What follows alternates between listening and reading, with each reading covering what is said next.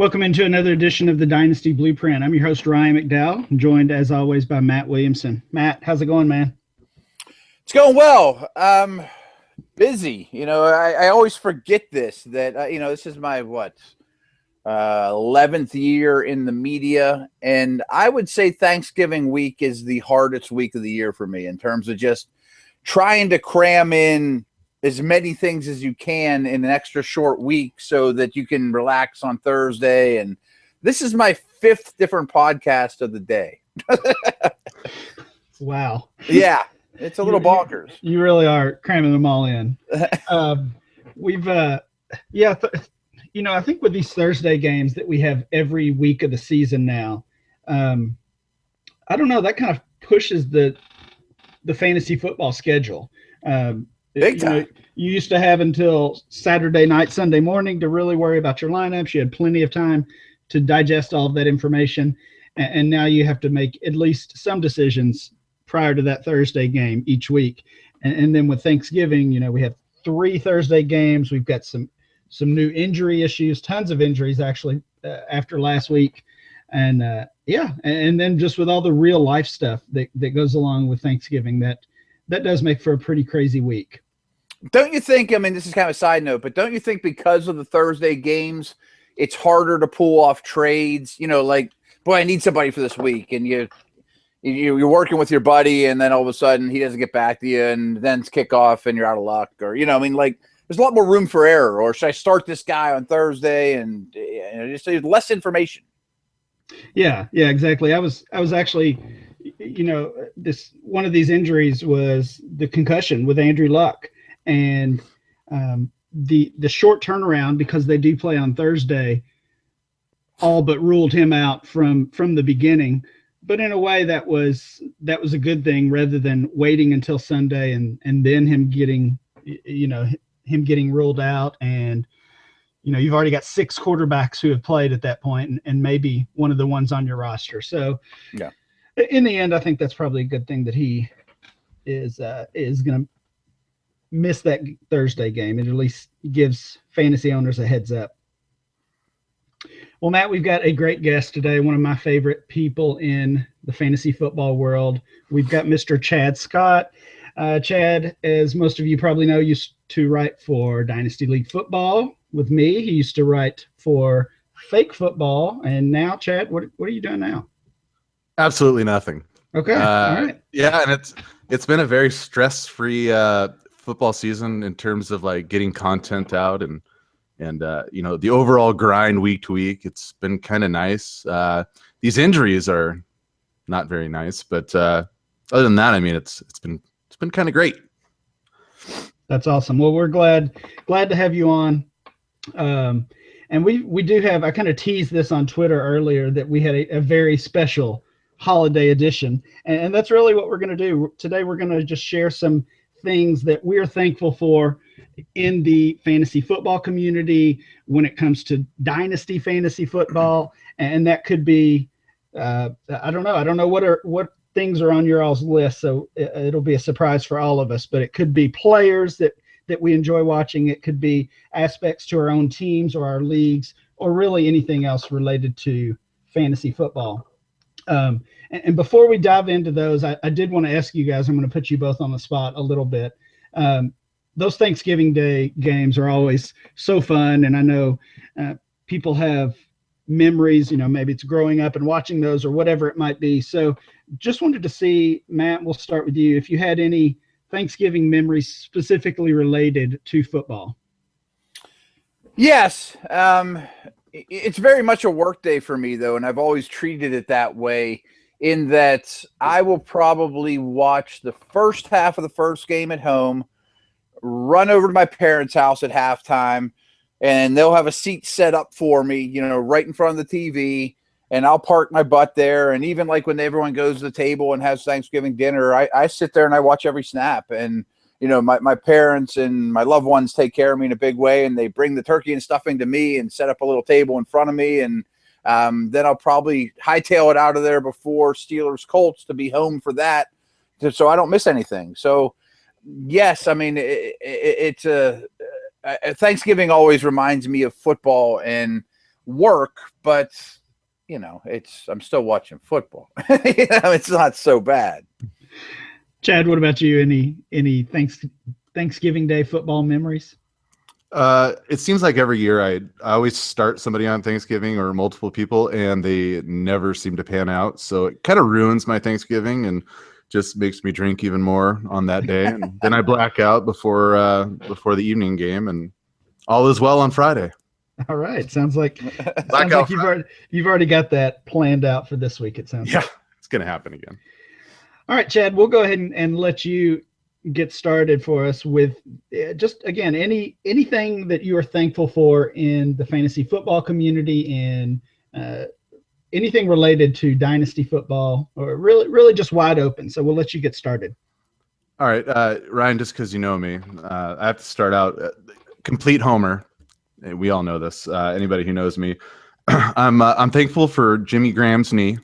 Without it, he wouldn't have been so cheap to acquire last offseason, and my contending teams would be pretenders without it. So I'm very thankful for Jimmy Graham's healthy knee for this season.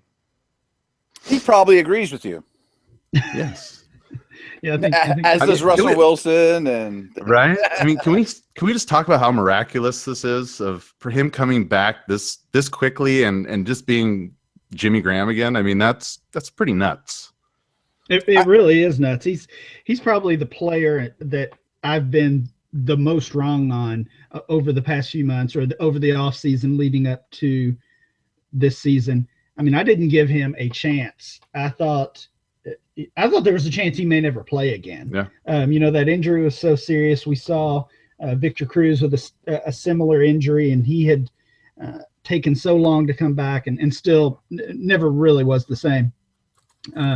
So I'm shocked at the Graham comeback and impressed at the same time. I did end up with a couple of leftover shares that I nearly dropped outright, and I'm very glad now that I didn't. I mean, I think all of us would have taken the side of, is it more likely that Graham never plays again, or more likely that he's a stud? I definitely would have said we'll never see him again. And a potentially Hall of Fame career was wasted by an injury, and which kind of leads me to think, I mean, it wasn't something I wanted to bring up, but just the thing that I'm least thankful for in the world of football and in general is it's just such an injury-filled sport, that if I could correct anything, I feel like sometimes we get robbed of such great talent and, being able to see all these phenomenal athletes more so than any other sport. And it makes this story all the much better. I mean, I think that's a great one to bring up because, boy, he's a treat to watch, man. Yeah.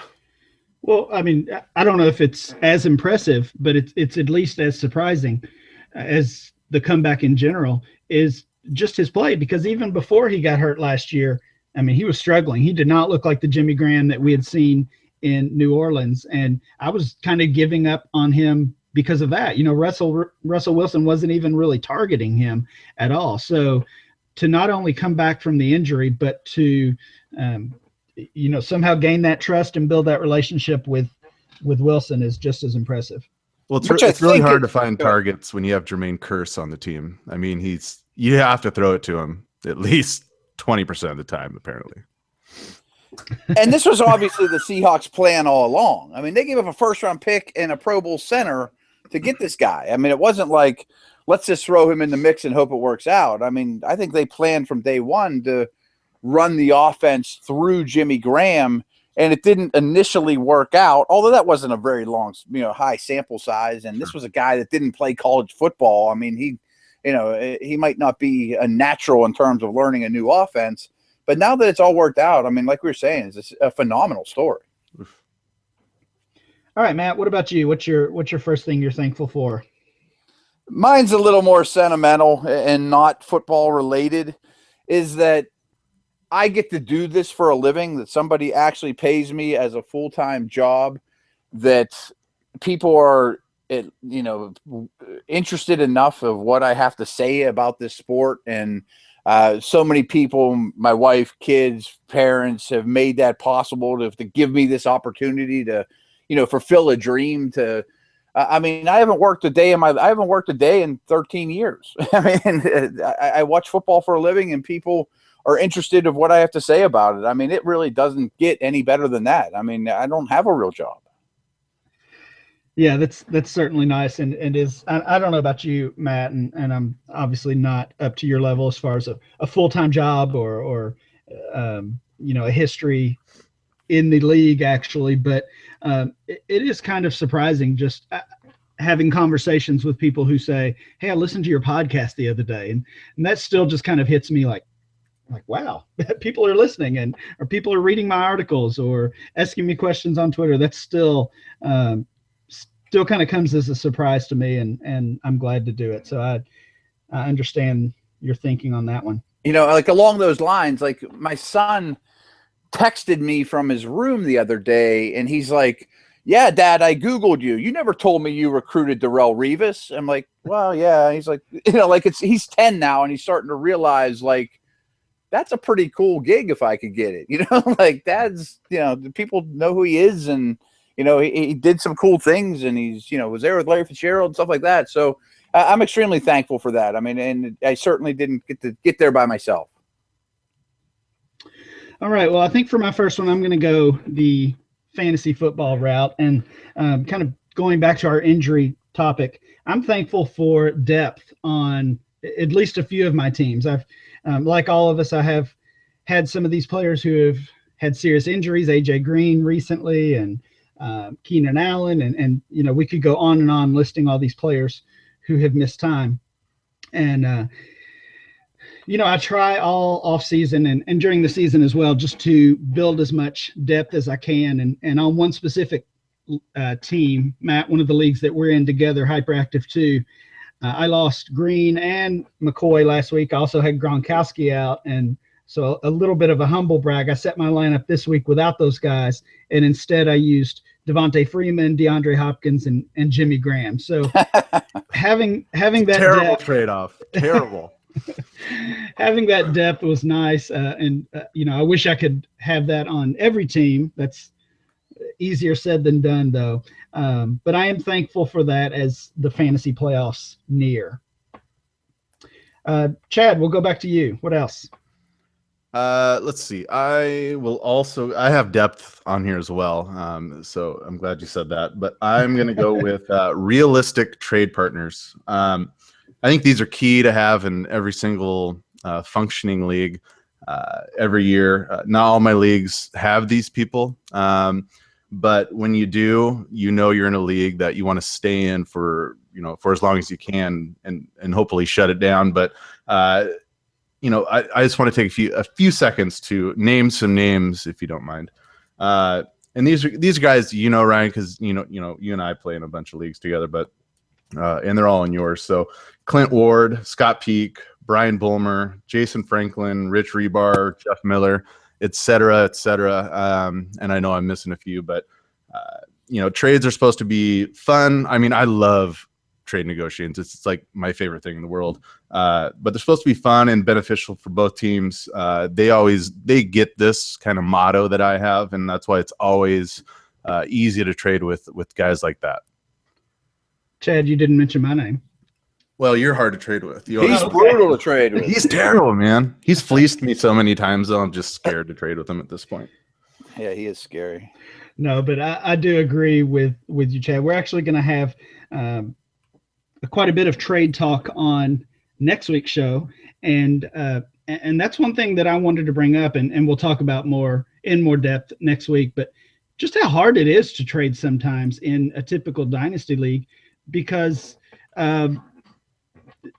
because you do have these owners who are unrealistic. They're whether it's they're afraid of making a bad deal, or maybe they overvalue their players, or whatever it might be. It's tough to make a dynasty trade. At least it is for me. Maybe it's because you guys are right and I'm not very easy to deal with. But it does make me more thankful for those guys, and I agree with everybody that you mentioned there, Chad. All those guys are great to deal with, and you're not, but those guys are. So,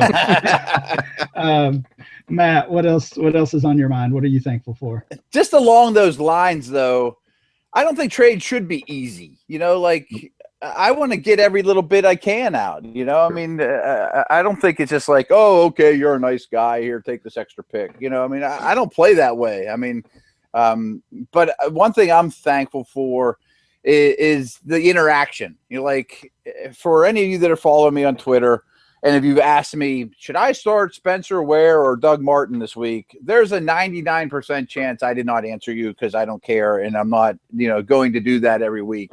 But if you ask me about dynasty trades, or I post one of my trades out there and you guys are telling me what an idiot I am or what a great deal it is, I love all that interaction. You know, I mean, most of it's Twitter, but a lot of it's on this format, you know, in our podcasts, or I run something by Ryan or whoever our guest is. Hey, I made this deal this week. What do you think? And you're like, yeah, I don't know, dude, or that was phenomenal, or whatever. I mean, it's just fun to talk about the moves you make, because in fantasy football, especially redraft, I think one of the golden rules are nobody cares about your league except for people in your league, and nobody cares about your team except for you. No one's, you know, but in dynasty, it's different. It's like, ooh, I could see that way of thinking, or wow, that's a good move, or I wouldn't have tried that, or, you know, I mean, I like all that interaction and analysis. Yeah, that was something that was basically on my list as well. Really just Twitter in general for me is something I'm thankful for. Years ago, when I first got into fantasy football, into dynasty leagues, I basically spent most of my internet football time at Football Guys, which is a great site, obviously, and anything that wasn't Football Guys, I just thought less of it before I even checked it out myself.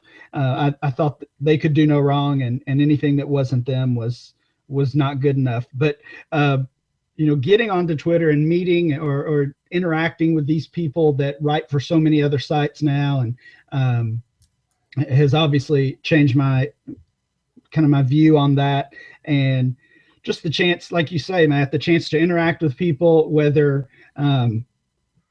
whether you really know them or not, or whether it's just a good dynasty conversation that you both can learn from. I would agree. That's definitely something I'm thankful for too. Ryan, along those lines, it makes me think of a friend of mine, Ross Tucker. You guys know who he is, and he's very, very new to fantasy in general. You know, he starts that podcast with Evan Silva, and Ross is genuinely smart dude, very, genuinely blown away by how knowledgeable, intense, how much work that the fantasy community has done. I mean, this was a player turned analyst and just new to fantasy in general. And he has a new guest on like we do on his show, and is always blown away by, wow, I can't believe how in-depth people are, or how smart the fantasy community is, even if they're not from Football Guys. All right, Chad, what else were you thinking about? Is it on me again? Jeez. That's all right. I am ready. Let's go with all the Kansas City running backs. Okay, so all of them. So Jamal Charles, he's done his part for my teams in the past. He's won me a few titles. This year, unselfishly, he passed the torch on to Spencer Ware for a fraction of his price, and obviously not quite the production, but Spencer Ware has been, especially in redraft anyway, this is a guy that was largely undrafted, or a guy you'd get, 15th, 16th rounds in redraft leagues, just kind of hoping maybe JC wasn't ready and they could start him for, 3-4 weeks of the season. He's ended up being a guy that you can kind of depend on as an RB2 in your lineup, which is kind of huge this year, considering, I hate running backs anyway, but he's just nice to just be able to plug in there and play. And I'm also thankful for Charkandrick West, because he's not good and he will not supplant Ware. So I'm thankful for all three of there. Right. I think it's important to be thankful for those that aren't good. I mean, they serve a valuable role at times. Amen. They don't get in the way. That's in everyday life as well. Right. World needs ditch diggers too. All right, Matt, what else do you have? Do you know what I'm super thankful for, Ryan? I bet you do. I've got an idea. Yep, it's our new sponsor, and they were a former sponsor, and they're back, and I think they're here to stay. It's our second sponsor. We must be doing something right, and that's the folks at Harry's. And Harry's, if you don't know what they are, they make razor blades in a very, very high quality but low cost fashion. I use it every day on my baby smooth skin, and it does an amazing job. And they have a holiday thought starter. Guys can be hard to shop for, but Harry's is the perfect gift. Talk about how to, you talk about how it's finding the right gift for being. It's so impossible. I mean, I know I'm hard to buy for. I mean, what are you gonna do? Buy me another, set of sweatpants or something? I mean, get me the Harry's, or I'm gonna get it for my dad. I'm gonna get it for everybody else. How difficult to find, thoughtful, but it's also useful and highly practical. That's the beauty of these guys, is they have a high quality. It's like a factory in Germany that they took over that used to be a machine shop that they are using for just blades, and you can tell by the quality. I mean, there's this holiday they have a limited edition shaving set. It's a midnight blue chrome razor handle, and you can get that engraved with your initials. 3 of Harry's German engineer 5-blade cartridges that provide a close, comfortable shave. Foaming gel shave. Beautiful design gift box. Goes for $30. But there's a special offer for the fans of our show. We've partnered up with Harry's to give you $5 off your order, which is stealing. $25 for this is awesome. When you check out, just put the code DYNASTY. There you have it, man. All right. I think it's my turn. I guess one thing I'm thankful for is, again, kind of back in the fantasy world, is the class of 2017. I'm thankful for these incoming rookies. Matt, we talk a lot about those top guys, Leonard Fournette, Nick Chubb, and Juju, and Dalvin Cook. I'm working on a 2017 Dynasty rookie mock draft for DLF. It'll be up later this week, and it's 2 rounds deep. So I'm going way beyond just those top guys, and I've been researching and watching some of these guys. It really, if you have a late 2nd round pick, if you have an early 3rd round pick, those picks are going to be more valuable than they have been in years. And I'm thankful for those guys. I've got the league we talked about last week, Matt, the Catch 22 league, where I'm going to get the chance to add the top 12 rookies, any 12 of my choice. So Wow. I know I'm going to get at least 1 share of these top guys. But even Speaking of Chubb, yes, penis jokes. I can't help myself. But again, the depth of this class, it's 2nd and 3rd rounders. Acquire them now if you can. It's not too late, and you'll be rewarded. Your dynasty teams will be better for it. How many non-receivers and running backs so therefore quarterbacks and tight ends, could you foresee going in the 1st round? In the 1st round of dynasty drafts? No, not in dynasty drafts, not NFL drafts. Could there be any? I don't think there'll be any quarterbacks. I still think late round quarterback has a stranglehold on the dynasty world. Deshaun Watson and Deshaun Kaiser could, they could be very high picks in the NFL draft. I think they're still probably 2nd rounders in dynasty drafts. As far as tight ends, there's some possibilities. Evan Ingram is the tight end from Ole Miss. He could, that I recently traded to Chad in one of our leagues. He could go in the 1st round for sure. OJ Howard is the Alabama tight end. I wouldn't think they'd both sneak into the 1st round, but once we go through that off-season process, once we go through the draft and know where they're landing, whoever ends up as the top prospect, because I think they're pretty closely ranked right now, we could see one towards the end of the 1st round for sure. And you think those guys have a chance to be NFL 1st rounders as well? Yeah, I think so. I think they're again, odds are they probably both won't be. We don't see a ton of tight ends going in the 1st round in general. But I think one of them could for sure. All right, Chad, we're back around to you, buddy. All right. I probably should have led with this one, but I am thankful for all the fantasy analysts out there that I follow, read, listen to their pods each and every week, every day. Without I know how hard it is. It's a terrible grind. I couldn't do it anymore. Life got in the way. But I know the people who do the work.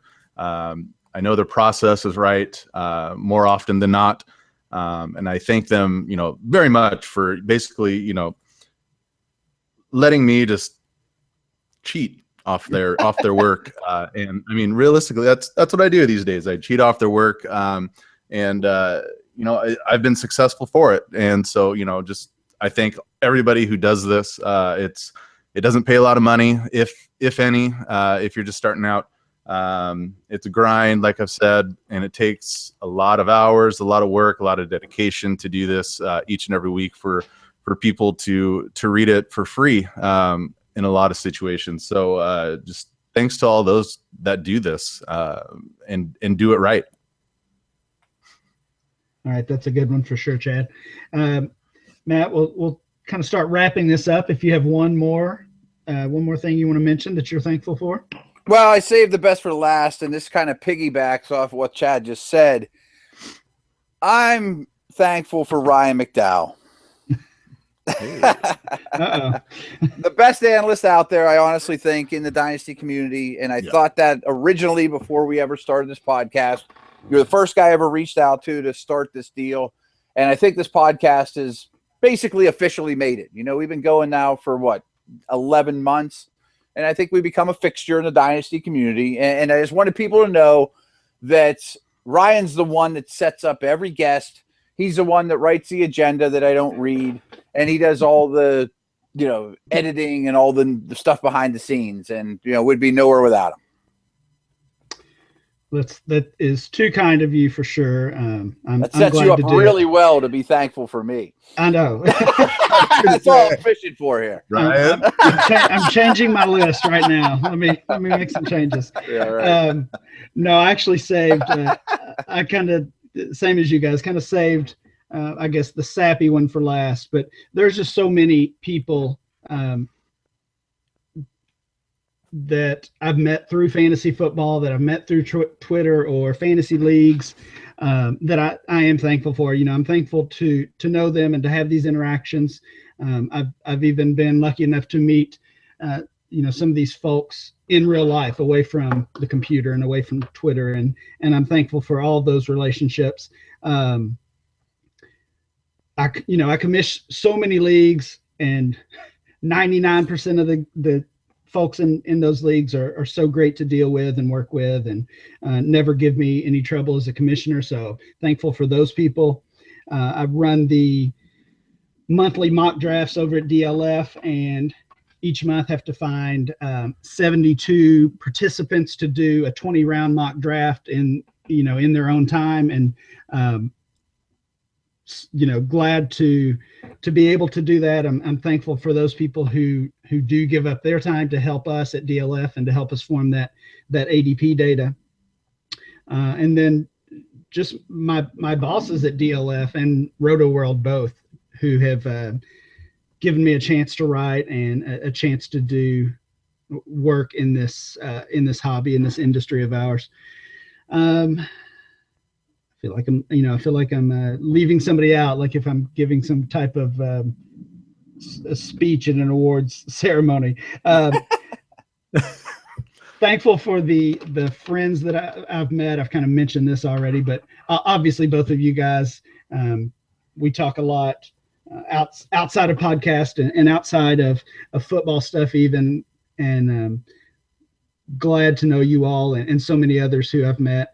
And then, Matt, you kind of mentioned this as far as me doing the behind the scenes work, and I do some of that to get ready for each show as far as setting up guests and things like that. But once we click that button and the show is over, it's actually my wife who does the editing for us. She spends, a couple of hours at least doing that every single episode. She uploads it to the website. She gets it ready to go for all of our listeners.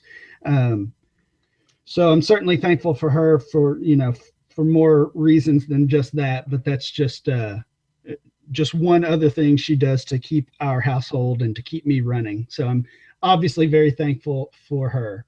Can you warn her about my penis joke? We'll cut that out. Sorry, Mrs. McDowell. All right, guys. Any final words before we wrap it up tonight? Chad, no, not anything? For me, really. I just want to say thanks for having me on. It's been a while since I've done a pod or done anything fantasy related for other people, but I appreciate it. I always love going on these things, and you picked a perfect show for me on this because I don't have to do any analysis. I don't have to do any research. I can basically just say what I'm thankful for, and I'm done. So I mean, it was perfect for Chad. I thought it would be a good fit, and we need to hear your voice more in the fantasy football community. Chad, your podcast is the podcast that you did with Rich Rebar for the Fake Football was my all-time favorite fantasy podcast, and second favorite. We need to hear your voice more when it comes to fantasy football. And make sure, if you're not following Chad already, that you follow him on Twitter. It's at Chad_Scott13. What's the 13? What is that? It's my favorite number. Okay. All right. That's my favorite number. Can't help it. That's it. Braxton Miller's number. Right. Exactly. I knew it had to be that. All right. Well, thank you, Chad, again for joining us, and everyone have a happy Thanksgiving. We'll be back next week with more Dynasty Blueprint.